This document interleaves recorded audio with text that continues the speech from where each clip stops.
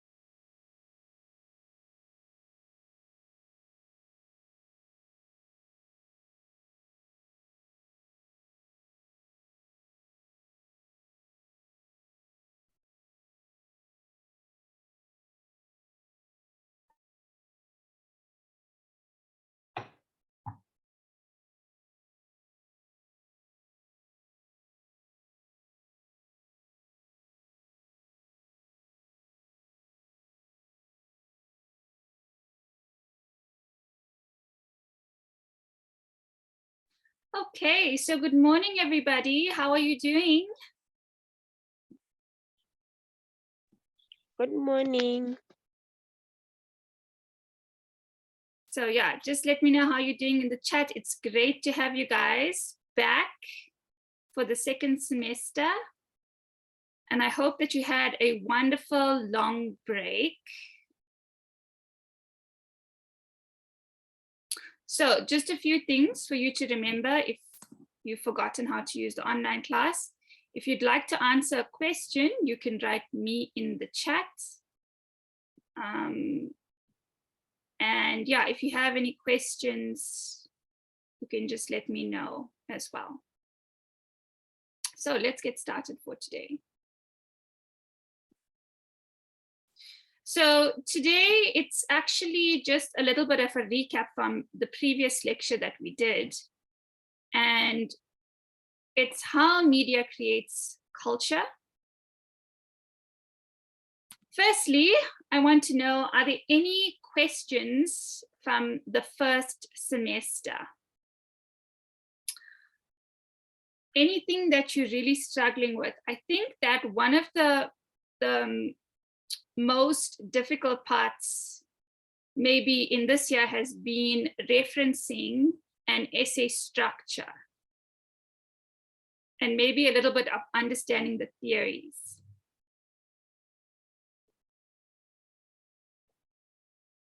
Does anyone have any questions about that?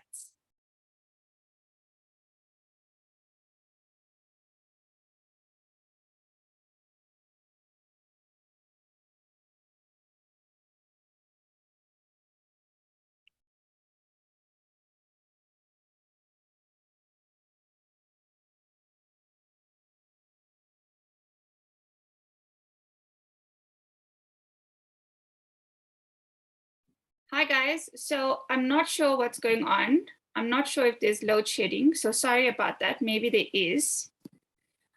So I was just saying that, does anyone have any questions from the first semester? Anything that you'd like to ask me about essay structure, about different types of essays, about referencing, about the theories? Are there any questions? Remember, if you have no questions, to write no in the chat.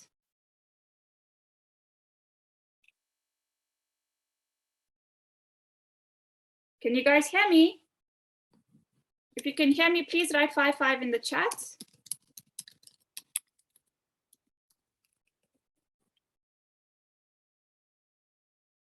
Thanks, Cindy Swear, I appreciate that. Okay, so remember, if you have no questions, please write no questions in the chat.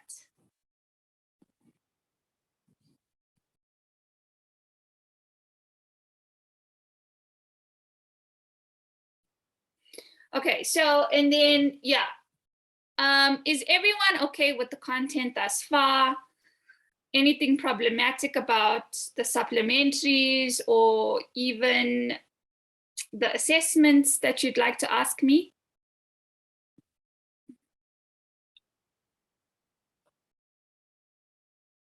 So if you don't need to write no questions, you can just write NQ to make it like simple.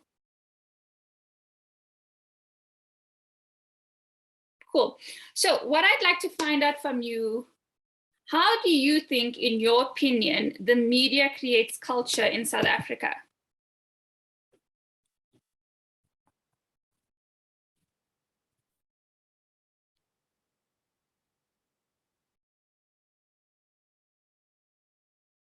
Anybody would like to just guess even?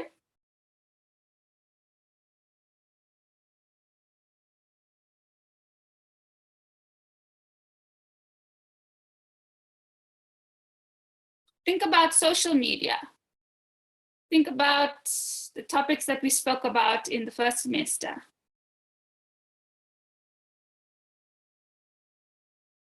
Yeah, guys, I don't know what's going on. I think it's load shedding.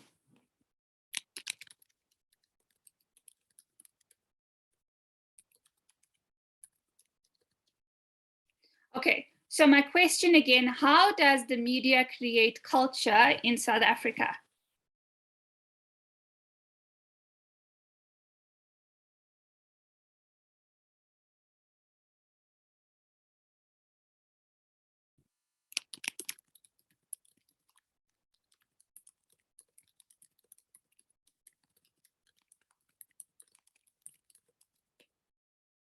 Did you guys get the question?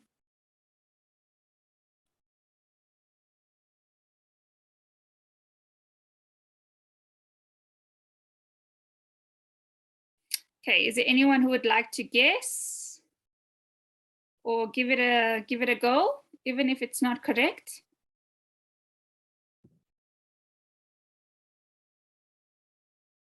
Yes, Indiswa? Ma'am, it's more of an example. But on TikTok, Mhm. there is a lot of videos of the Zulu culture, especially when the events like young girls getting together and they're doing the Zulu dances and they're wearing the Zulu attire. So I think media creates culture in that exposing us to different cultures and information that has to do with the culture. Definitely, definitely. So I agree with you 100%. So we have social media and we can all share our cultures on social media, especially now, post, 1994. Obviously, social media wasn't around in 1994, but I just mean that since the end of apartheid, people are sharing more of their cultures and we can receive more, especially of African cultures than previously. Okay, so what are we going to do in this lesson? We are going to talk about how media can influence a subculture in a South African context, and it's pages 130 to 132 of your textbook. All right. So, how do you guys think colonialism affected the media in South Africa and the expression of the African people?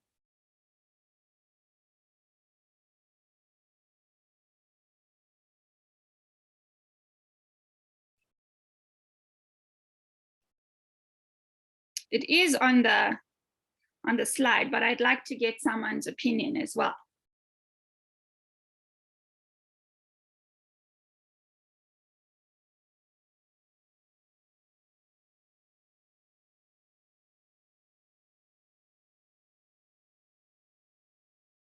Okay, so we know, oh guys, yeah, I don't know what's going on today. So my question again, how did the colonial government hinder the expression of African people during apartheid?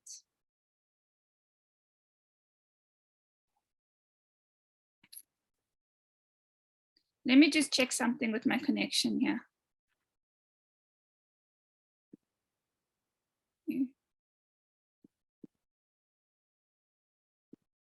Did you guys get the question?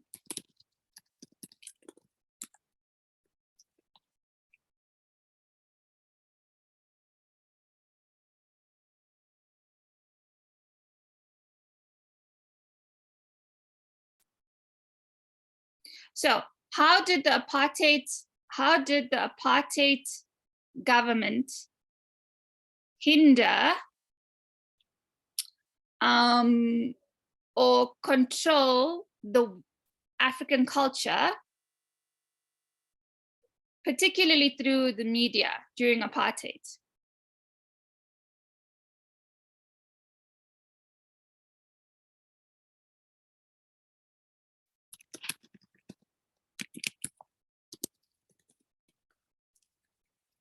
Yes, Indiswa? Yeah, I want to say, I think it's on the slide that typically media was mostly dominated by white and Afrikaans. The other cultures, wait, I'm losing it. The other cultures, wait, sorry, ma'am, I have to think about it quickly. No, it's okay. Yeah, go ahead. It's fine. Think about it. Okay. Yeah. Good, Kolo. So African cultures were seen as wrong and white people basically imposed their belief onto them. Exactly. They used propaganda, much like Nazi Germany. Exactly. Very good answers in the chat. That's excellent. So yes, there was this imposition of language, of culture, etc., on the majority Black population. Okay, and also now cultural and traditional practices were kept alive, but obviously if you are hindering something, you won't get it as much as you should. Okay, now when we control a culture economically and politically, and the language changes, I think we did speak a lot about language previously, it has a deeper impact on the population, especially the African population. So how do you think this affected the African population?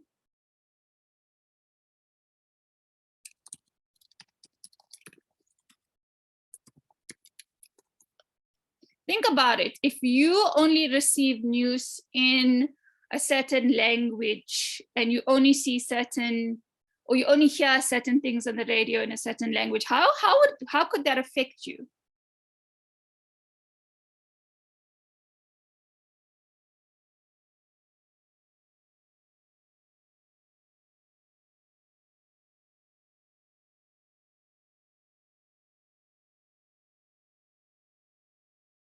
So it can affect your identity. Okay, remember when we talk about culture, we talk about language, we talk about your identity, and it kind of erodes on your own identity. Exactly, good, Kamo, exactly. So yes, in one sense, we can think about the political sphere of this kind of practice. And we can also think of the cultural and the identity sphere that it falls into. Okay, so African people could not promote their identity, their heritage, their culture, because everything was dominated by either the British or the Dutch during this period. Any questions so far?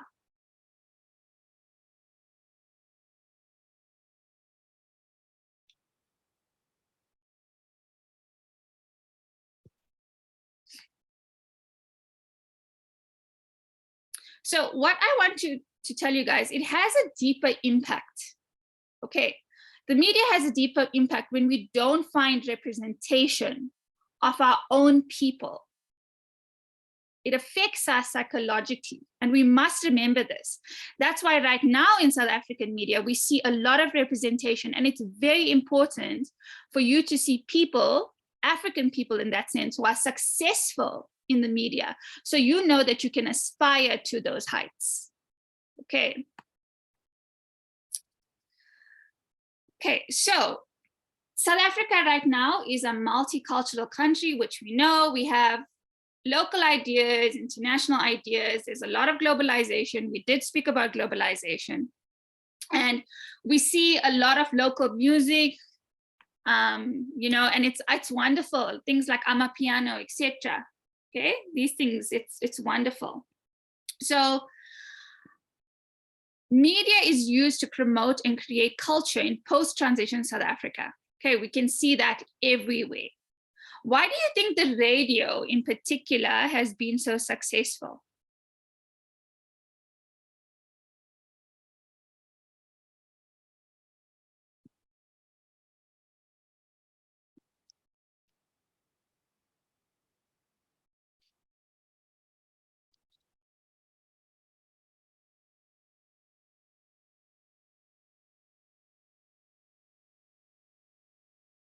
Anyone? Come on, guys, it's not so cold outside. Yeah, good, excellent, excellent. Okay, so Kola, that's an interesting point, but we need to remember that it is, we wouldn't say human to human contact because we're not really physically contacting people, but yes, we can understand and get it, how can I say it? It wouldn't be human to human contact. Yeah, communication, yeah. So we can understand people on our own level. Yes, exactly. That's what I should have said. Thanks, Mpo. That's great. Because we can relate to whatever they are talking about exactly. Okay, so yes. And then Kwenga says it's easily accessible. Definitely. Okay, so radio was it was easy to communicate over radio because it doesn't require electricity. Okay, it's a cheaper form of communication, and we can broadcast to the masses in the sense. Okay. And listening to something in your own language changes the narrative, okay? And this is what we talk about when we talk about representation in the media. Any questions or thoughts, opinions? Somebody would like to say something in this regard?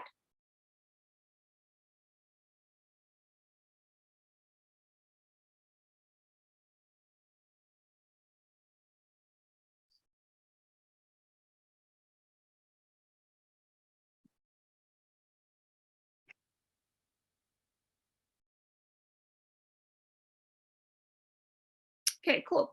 So we also realized that post 1994, there were very low literacy rates in South Africa, okay? And it was definitely because of the apartheid government. Okay, so any information that was given, it was good for the population because they could learn new things and understand about the world more. So this is why South Africa chose the radio and broadcasting media to maintain and create culture after 1994. So there were many reasons. Okay, it was cheap, it was effective, it was through a mass medium, and it could also affect the quality of education and the literacy rates in the country. So the effects of this broadcasting media in South Africa have been vast and varied. Okay. Cultural media exposed young people to additional educational avenues, including access to language in some of South Africa's major languages. Okay, so maybe you guys, you are the born free, so you wouldn't, actually, I'm just making an assumption. Did anyone experience this? I should ask rather. Did anyone listen to the radio in different languages or in an educational context?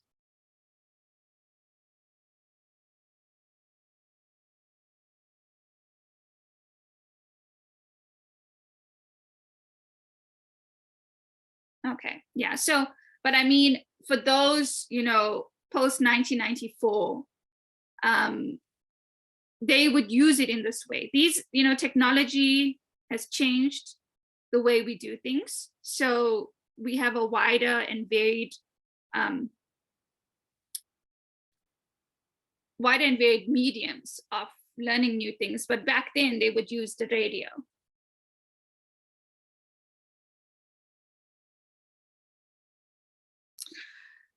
So culture has been promoted and cultivated through radio broadcasts of activities in the arts. It encourages people to be proud of their culture and heritage, and was widely used to institute a unified but diverse South African cultural identity after apartheid, commonly referred to as rainbowism or the idea of the rainbow nation. And this was one of the questions that you got in your assessment. So there's a wonderful question. Can you think of ways in which radio as a medium supports the narrative of a rainbow nation?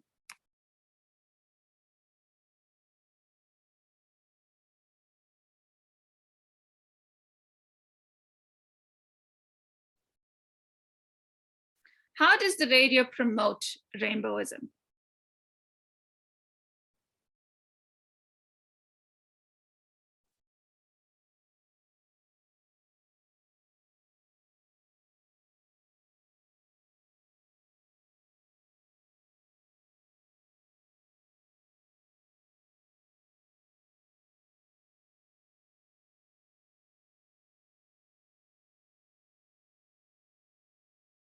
Yes, Tando?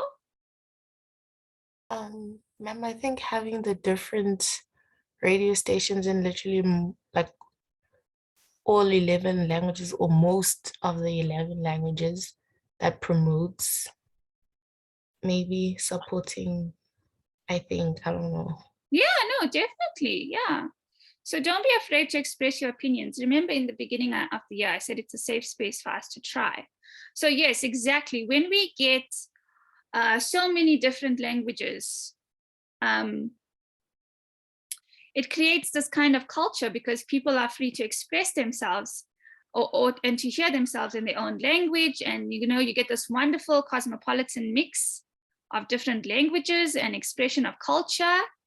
And it's great.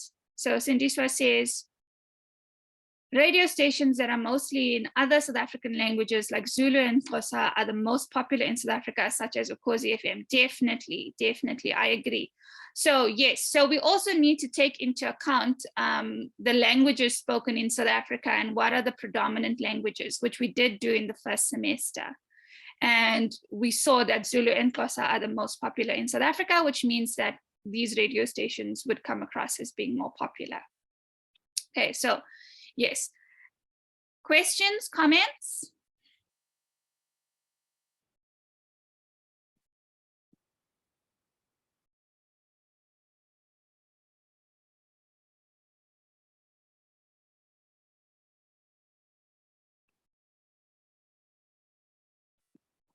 Cool.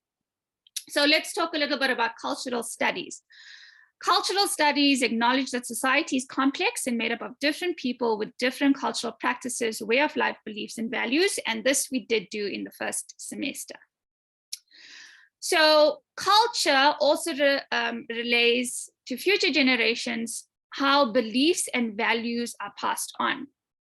We also spoke about in the previous semester how globalization is kind of changing this in so many different and varied ways. We also spoke about the subcultures within the South African and even the African context. Now, the media is an important part of how people get information and how they assimilate to and navigate society. And we did speak about this, like how we are very British influenced, by the way, but things are slowly changing. So in South Africa, the media has been instrumental for us to navigate the post-apartheid socio-political climate. And it has been used to promote unity and create a sense of national identity. Who can tell me how it has done that in relation to all types of media?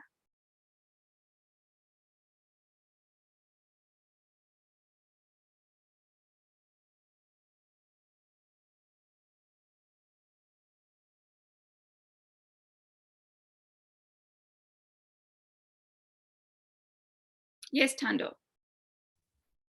I think social media platforms like TikTok, because we can easily access each other from all different parts of the world.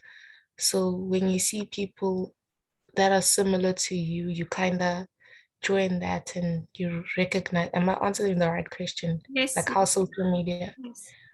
So yeah, I think like places like TikTok have helped. I think Instagram is slowly becoming like that because they're adopting TikTok culture. So yeah. Very good. That's an excellent observation from you. So Instagram is definitely changing, and you guys know that I have a degree in digital business, and it's definitely because of the competition from TikTok. So thanks for bringing that in, Tando.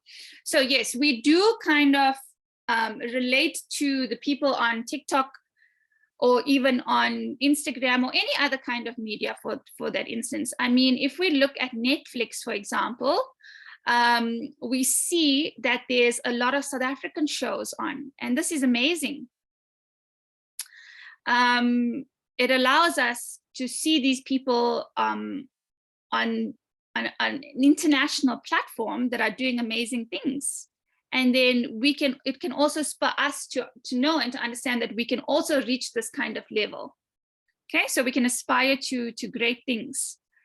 So we receive culture and we also promote culture, not only on social media, but various other types of platforms.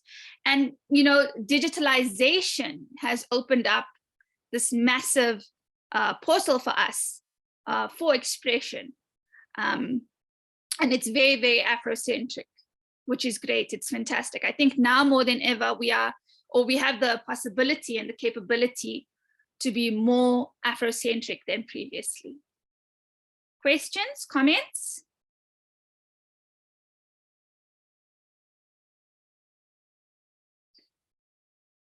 Just out of curiosity, does anyone watch any African shows on Netflix?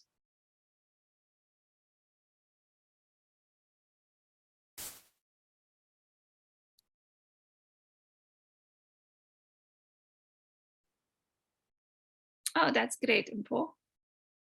Fantastic. Excellent, excellent, great stuff, guys. That's amazing. Keep it up. So we should be engaging more with our own culture, with our own people, you know? And also we can aspire to those heights. Fantastic. Okay, so actually we're on the last slide, but we're not gonna stop here today. We will go into the second lecture. Kolo says, I watched Tsotsi before. Excellent. Yeah, so guys, great, wonderful answers in the chat. I'm so proud of you guys. That's amazing. Keep it up, okay? We're gonna go into the second lecture in a few minutes. Let's do, okay, I think we can stop this lecture for now. So we'll stop this one and we'll go into the next meeting, because then I'll do those questions there. I just wanna give you guys the link. I really didn't know that there was gonna be load shedding today. Honestly, I don't know if there is. I don't know what's going on, but I think there definitely is. So here's the link for the second meeting. Okay, and let's everybody go there now. So everybody leave this meeting and go into the second meeting, and I'll join you there.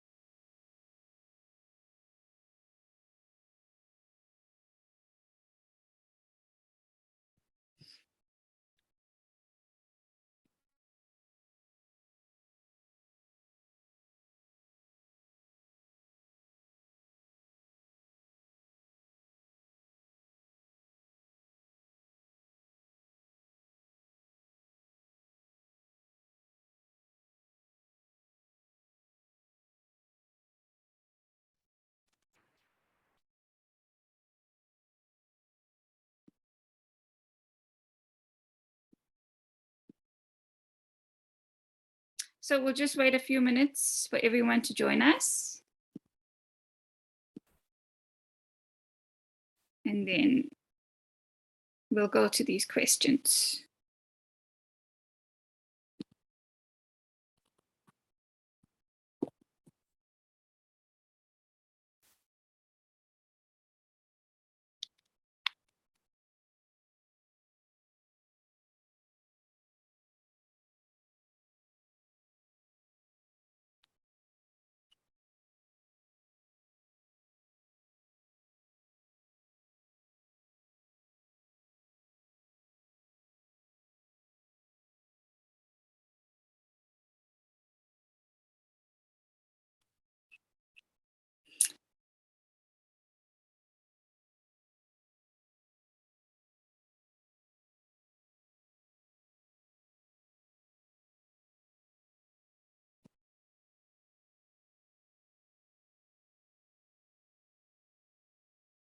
Okay, so it seems like there'll just be 5 of us here. So here are some critical questions and things to think about. What cultural practices among the Black communities did the government try to limit or control? And why do you think they would want to do this?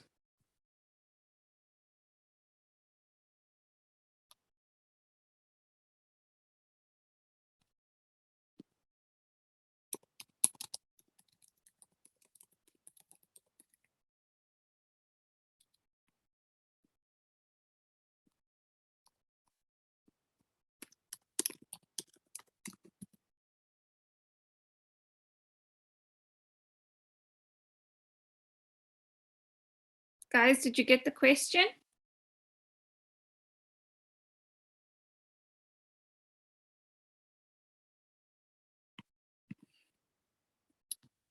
So what cultural practices among the Black communities did the government try to control?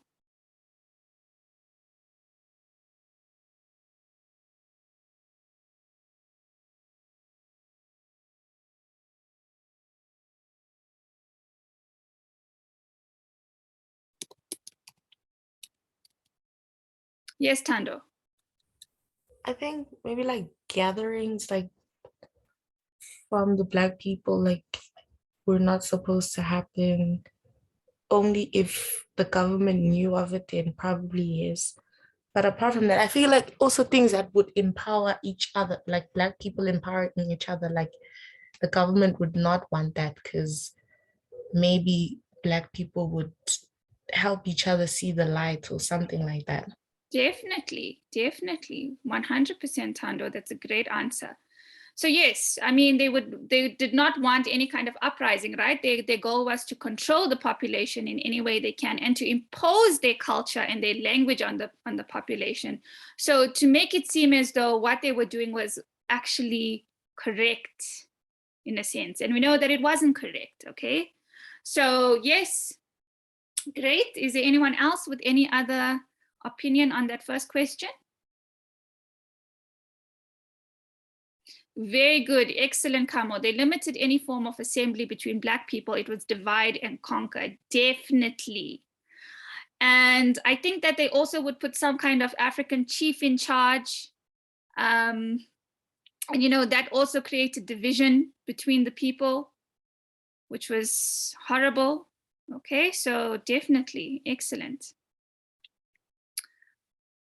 Marriage and childbirth, excellent, excellent.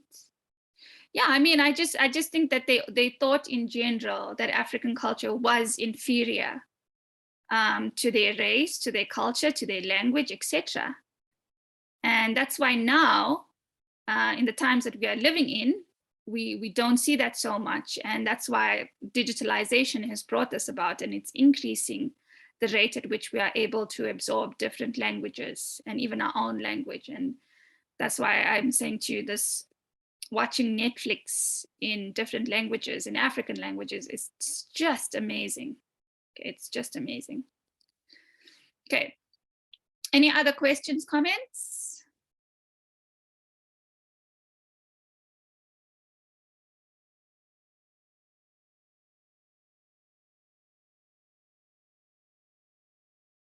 Why do you think illiteracy rates were high when apartheid was abolished?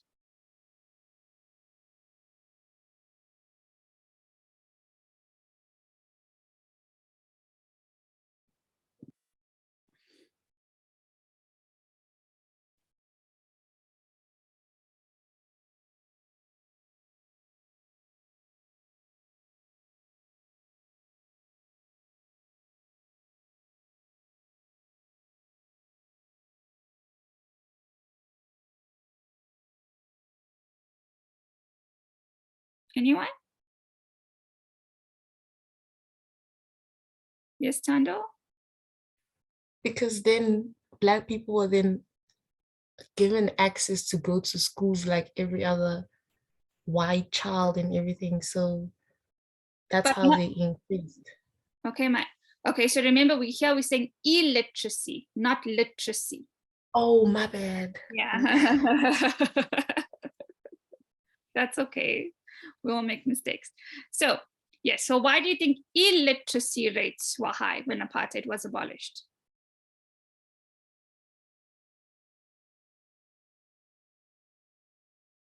Okay, good. That's good try, Kamal. Anyone else would like to try?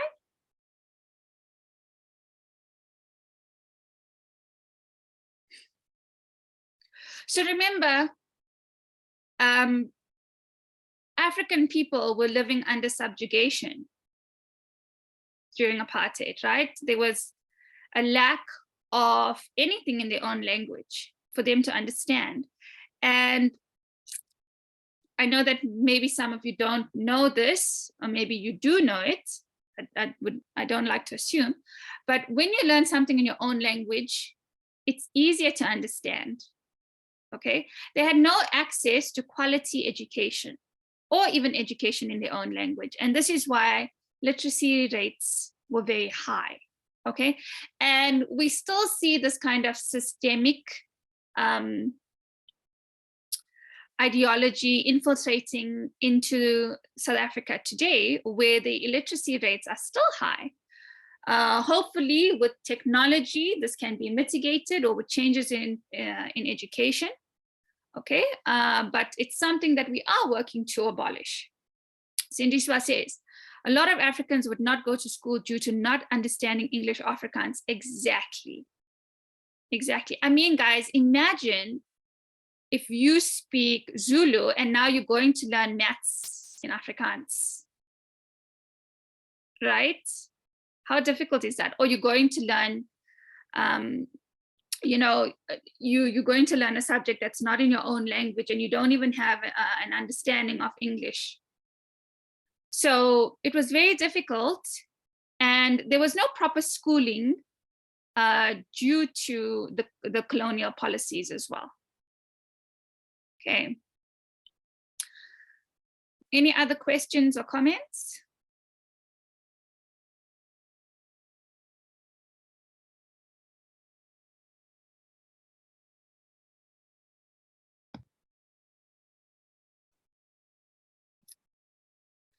Okay, the third question. Do you think that many people learned another language via the TV or radio in South Africa?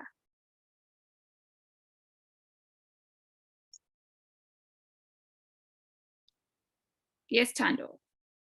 No, ma'am, I don't think so, because we mentioned earlier that with radio, a lot of people will listen to radio stations in their own languages.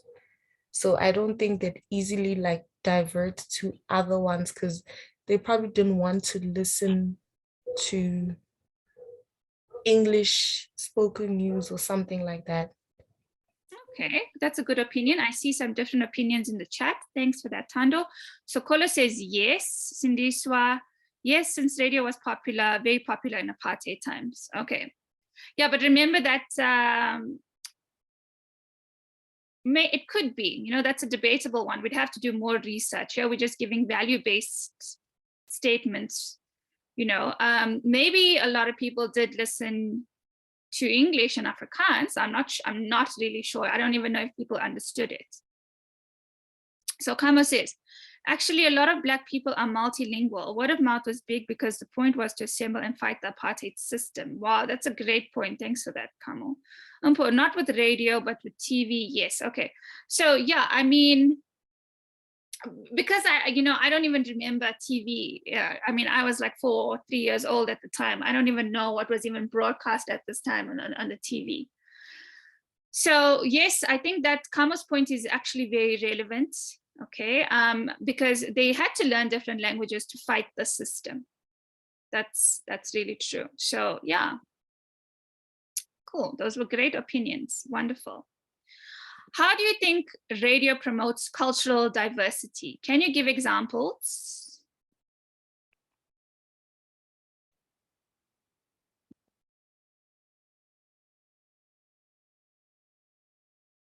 Particularly, I think, in South Africa, but also countries where there are many different cultures and ethnicities, like even Britain and the US. How does it promote cultural diversity?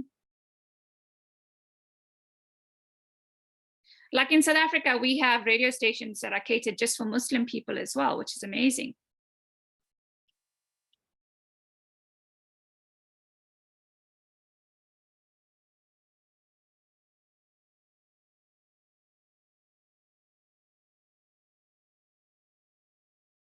So for example, if we have to think about that question, I know a lot of people who are not actually, yeah, exactly, Kolo. There are many radio stations for different regions and languages, definitely. And I know many people who actually listen to radio stations in different languages, or even that just promotes African culture, like Metro FM or YFM or this, Kaya FM. And, you know, that creates a lot of cultural diversity. In South Africa, I think we are one of the most diverse countries. And I did speak about this in our on-campus lectures, even in our online lectures. So we are a very, very diverse country. And it's because we have so much media and so many mediums that promote many different cultures in South Africa. Okay, I mean, I think in South Africa, it's so easy for us to learn about a different culture, a different religion, and to understand it because of the mediums and the information that we have. But that's also because of the media freedom that we have in South Africa.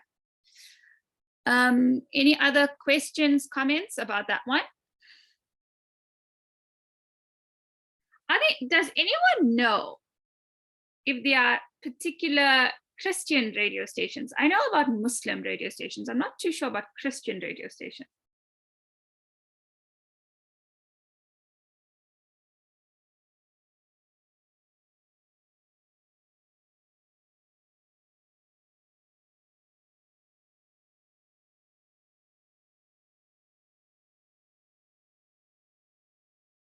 No? Okay.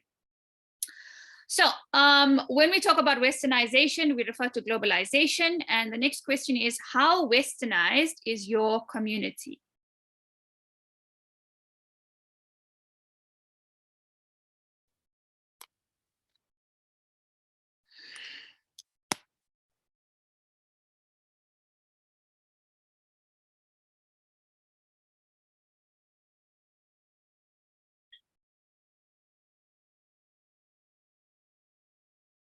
Anyone? Kolo says very westernized. Kolo, would you like to explain why you say that?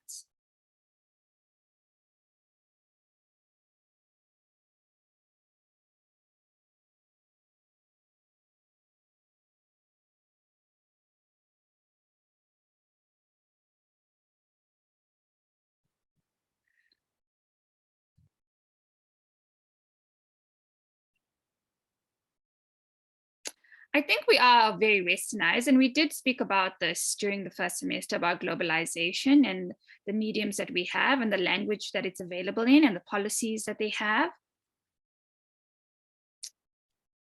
And there's this constant influence of American culture in different parts of the world, which we see. It's also affected how we understand ourselves and the nature of ourselves in terms of our sexuality and who we are and what kind of ideology we relate to. Okay. Any other thoughts or opinions? Good. Where I live, there are mostly white people. We mostly speak in English. Okay, Kolo, excellent. Yes. Some cultural events like slaughtering and cultural circumcisions are looked down upon today. That's very, very interesting, Cindy Swa. And yes, it is true. But, you know, I also think I think that happens in all kind of contexts that are not westernized, that it's frowned upon. I mean, even in terms of Islam or Hinduism, etc. And it's probably because of westernization. You're completely right. I'm not sure. So I'm not sure so much about slaughtering, but circumcision definitely. But we know that there are some unhealthy practices, you know. So we also need to look at what's happening in terms of some of the events that are taking place, like what's this? I forgot this word now.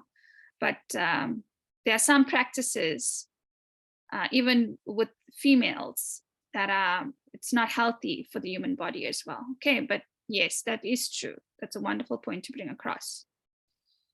Of course, the way we dress, the food we eat, the media we consume, it changes who we are, our identity. Okay, and we even spoke about this hybrid culture that we find in African people, Indian people, all kinds of people, who have adopted Western ways, and they still have their initial culture. Do you think the ideals of a rainbow nation are those we should strive towards? And why?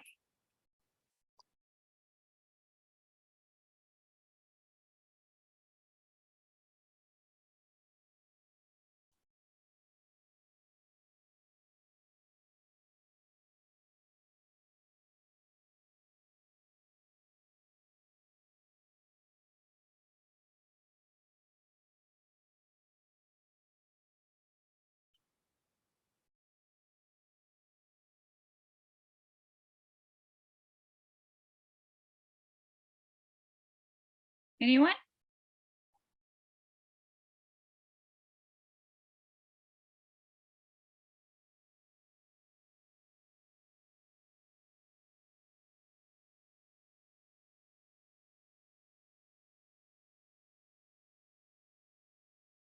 Did you?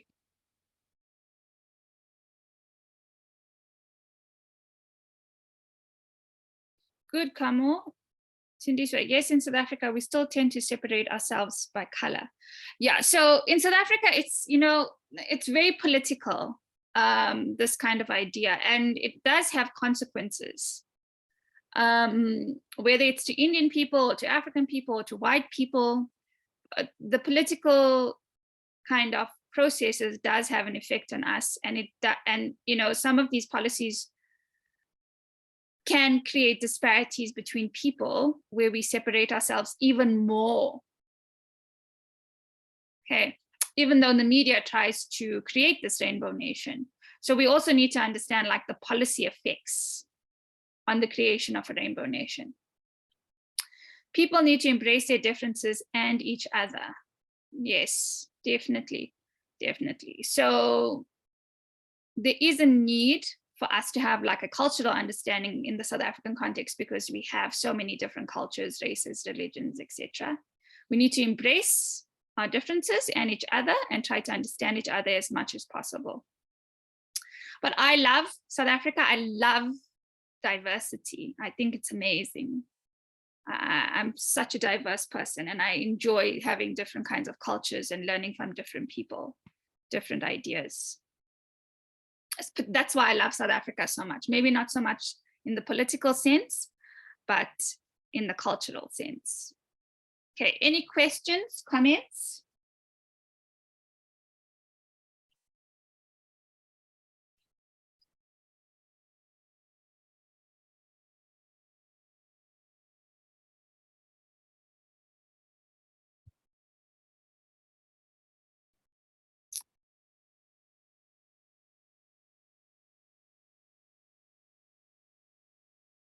Okay, so there was actually a wonderful article that I'm going to give you guys. Speaking here more about radio freedom. Okay, I'm gonna put it in the chat for you to have a look at and to read through. And maybe if you read it, then we can go through it, or just a few questions. It's quite long, that's why it's very long. We can have some questions in the beginning of the next lecture, next week when we are on campus. Okay, it's just interesting to understand so the context of South African history and radio, just as a media student. Okay, so have a look at that. Alrighty, so next week will be an amazing class because it will be our first class back on campus, and I'm really looking forward to being back on campus and to seeing you guys and to having that interaction. I think possibly next year they're going to go full time onto campus, and I'm also lecturing another second year module. I don't know if you guys are going to be doing it. It's media in a digital age. Is anyone doing that module?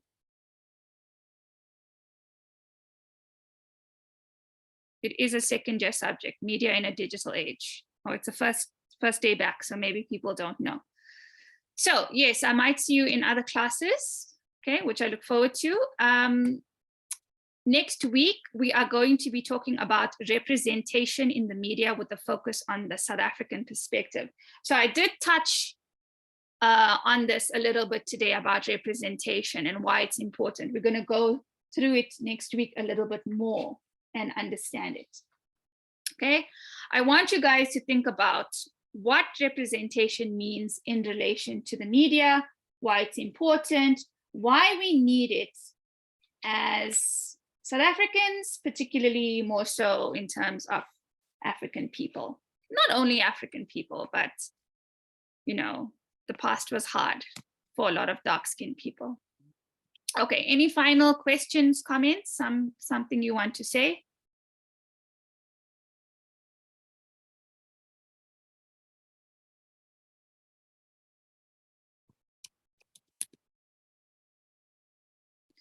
Will we be doing maths literacy this semester? No. So guys, this is a second year course. In second year, we don't do any maths literacy. Math literacy is only for first year students, academic literacy 1.